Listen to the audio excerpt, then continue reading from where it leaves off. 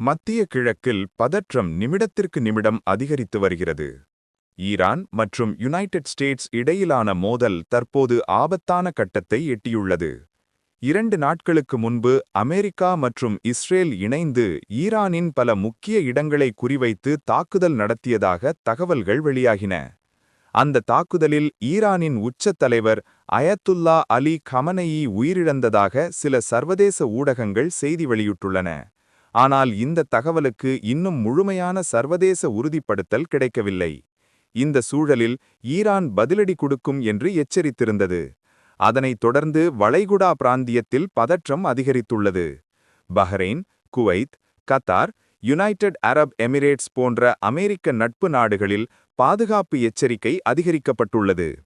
இந்த பதற்ற சூழ்நிலையில் சவுதி அரேபியா கிழக்கு மாகாணத்தில் அமைந்துள்ள ராஸ் டனூரா ரிஃபைனரி மீது ட்ரோன் தாக்குதல் நடத்தப்பட்டதாக தகவல்கள் வெளியாகியுள்ளன.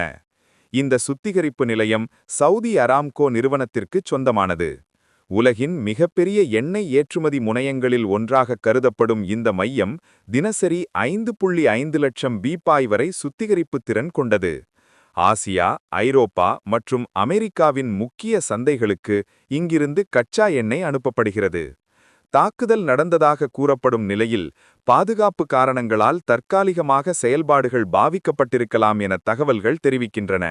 ஆனால் இது குறித்து அதிகாரப்பூர்வ அறிக்கை வெளியாக வேண்டியுள்ளது.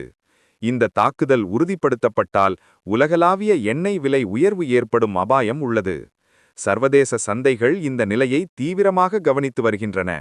மத்திய கிழக்கில் நிலவும் பதற்றம் முழுமையான பிராந்திய மோதலாக மாறுமா என்ற கேள்வி எழுந்துள்ளது.